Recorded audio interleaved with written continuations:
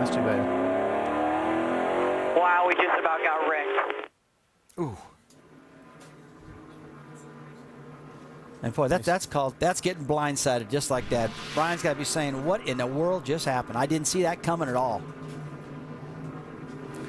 All right, so yellow flag number 2 in that 11 car as he tries to drive it back around. There's going to be shedding parts and pieces of metal. And I can't believe how bad that car got tore up. It was a hard hit, but I didn't think it was that hard to tear the whole back of the car clear off. those guardrails don't give. No, they don't. You're right. And these cars are, like I said, not near as strong as these new ones they got coming. Boy, look at that thing. It might be best to just park that thing and let them bring it in on a wrecker for whatever's left of it. Second caution out, 7 laps complete in Montreal. Well, baseball's got its Yankees, but hockey's got its Montreal Canadiens, 24 times Stanley Cup champions. The museum down by Bell Center commemorating some of the history of hockey's greatest franchise. Look at those rings. Hey, look at that scoreboard. A Boston fan like me is just jealous. I'll say it out loud right now. Canadian fans everywhere around Circuit Gilles Villeneuve as we watch action reminiscent of a Bruins-Canadiens game over at the Old Forum. A lot of body checking going on out here. This is Brad Coleman and Brad Keselowski. Don't you think those guys have a rivalry like Bruins-Canadiens going on? That was almost offsides right there. And then the reason for the second caution of the race. Oh, Alex Kennedy losing control. And now that's a body check. Brian Scott, yeah.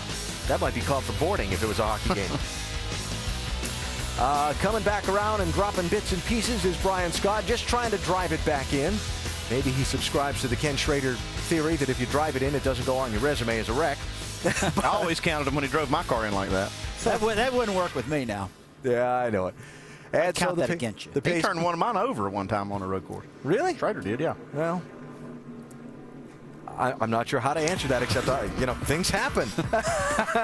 Hey, don't forget, Tuesday night, NASCAR Now is on late night, 1 a.m. Eastern time, with all the latest going-ons in racing as we get ready to go to Atlanta. The NASCAR Nationwide Series on Saturday night, 6:30 Eastern, ESPN2. The NHRA Mac Tools U.S. Nationals. It's Labor Day weekend. It's the U.S. Nationals in Indy for the NHRA. Qualifying Sunday, 10 a.m. Eastern and 5 Eastern ESPN2. The finals on Labor Day at 1 Eastern on ESPN2. And don't forget the NASCAR Sprint Cup Series back in action next weekend. Sunday, 7:30 Eastern ESPN from Hotlanta. We begin with NASCAR Countdown at 7 Eastern. Just a couple guys at the back of the pack have pitted under this caution. While they continue the cleanup, we'll whip through another break and come back for the restart in Montreal.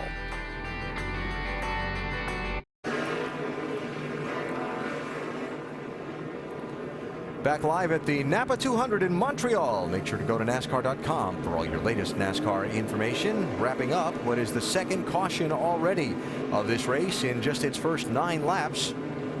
Couple of crashes as we get ready to go back racing, have shuffled things around. Marcus Ambrose has led all the laps so far. Brad Keselowski, the championship leader, runs 12th. Biggest mover in the field, Tommy Dreese, the Trans Am star, who's up 14 spots. And highest running rookie is Colin Brown, who runs in 15th position. Well, just about the time I keep talking about the restarts and going into turn 1, what is this going to be, the 3rd or 4th time now they've got to go through there? Yeah, a 3rd one.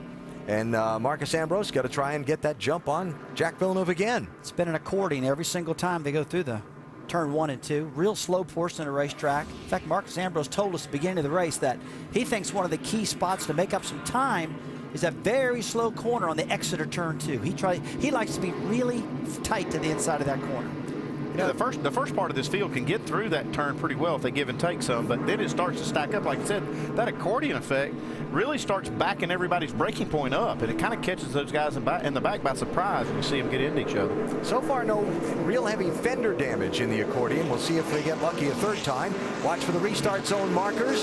On this side of the left side of the screen, as you look at it, there'll be orange cones stuck in the fence. There's the restart zone. There he goes.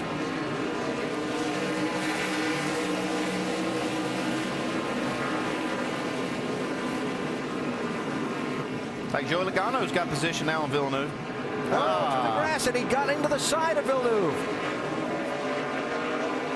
Edwards trying to make something happen. See some smoke coming off that 20 car now off the left front fender. Yeah, Big a lot time of damage. Oh, yeah. Big damage, Joey Logano, left front. If that's rubbing the tire now, it could blow out. in just a lap or two.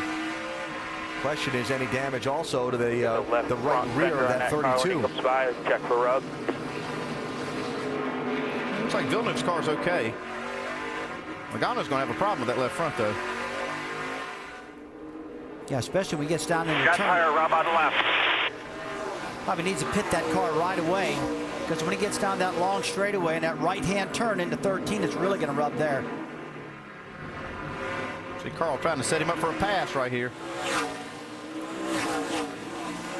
Tell you, Andy, these restarts, especially into turn 1 and 2, we see this stuff at this particular track a lot. And it's lap 11. Think what it's going to be like on lap 70. Edwards trying the outside of the hairpin. Turn 10. Now the left-hand kink. Turn 11. Yeah, this is going to work for Carl right here. Had a good run off the corner. He's going to get this, make this pass on Logano. I'm sure Logano ought to think about pitting here. Yeah, I wouldn't mess with that much. Bad. Yeah, he could pit right here, fix that, and get out without losing a lap. What are you gonna do? I think you need to come. You see Boris making it. Yeah, here he comes to pit road. Boris said makes the pass before he goes. That's a smart move of Joe That was Logano. smart. Go ahead and take it right now. Put some fuel in this thing. Get that fender back out. Look at the big picture. What's the big picture? His cup car. That's the big picture. Risk versus reward. I think this is a good thing he's just done. I think it's good for the race. If he fixes his fender, gets some tires on it, gets it full of fuel, gets out without losing a lap, he might be able to roll the dice here and make it on one more stop. Mike? And everybody ready to go into action. The team ready as Joey comes down pit road, hits his marks right on the spot. The car's been a little bit tight, especially when he's been hitting the curbs. Not making any serious adjustments, however. Perhaps an air pressure adjustment on the 20 car. 4 tires, and Kevin Kidd's instruction to the team, make sure we pack this car with fuel. They don't want to leave anything to chance. The work on the left side still going on right now. A little bit slow on the front. They've got a problem there. They finally do complete that tire change, pulling away the fender. Yeah, you're good. Oh, no. And then stalled the car. Logano slow out of pit as he stalls the car. Caution on the racetrack. Mike got a 5-car jam up out on the backside of the racetrack that has blocked the track for a moment. Robbie Gordon's in it. Paulie Haraka, he's tore up big time. See Morgan Ricky Shepherd? Ricky Stenhouse. Stenhouse car's got a huge amount of damage on the front. He can't even see. Unbelievable, guys. I'll tell you, that's a big break for Logano. He makes that pit stop, gets the tires, gets the repairs, and back out on the track now. With his caution coming out, he can catch back up. He could probably come back down now again and really reshape that left front fender more yet. Yeah, he might want to stay out, though. If they've got it fixed, he might want to stay out here because some of the cars might make pit stops at lap 11 and 12. Probably going to be a few laps getting this cleaned up. This whole race strategy thing's getting ready to change right now with all these cautions about when these guys come down to pit for fuel and tires and get them in their window to make it to the end of this race. All right, Tony Raines all torn up.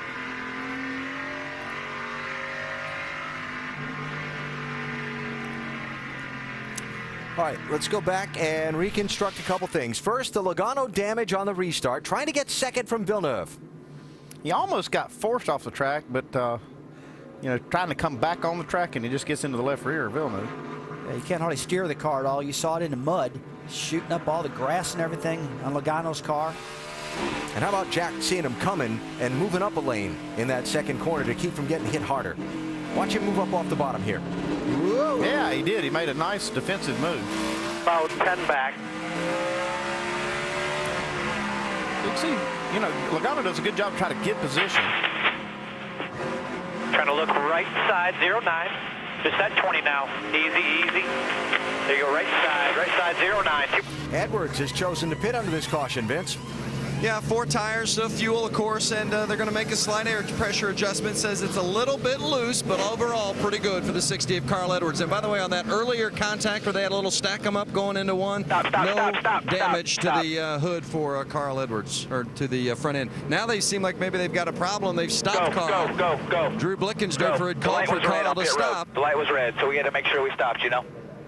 The light was red on pit road, so they had to make sure that Carl stopped, but no issues with the car. Alan. That's just on the exit there. They have to let the field go by and then line up behind the cars that did not pit. No, boy. Yeah, he's done. Ricky Stenhouse Jr., one of the 5 cars involved in the wreck that has put out the 3rd caution flag in the race. Let's see if we can figure out what happened. That's Nemechek getting nipped by Kyle Kelly in the 59. Oh, and there comes Raines. He gets into the back of Mike Wallace. And there comes the big See, Paulie Haraka tries to go to the inside, just can't get the car turned down there.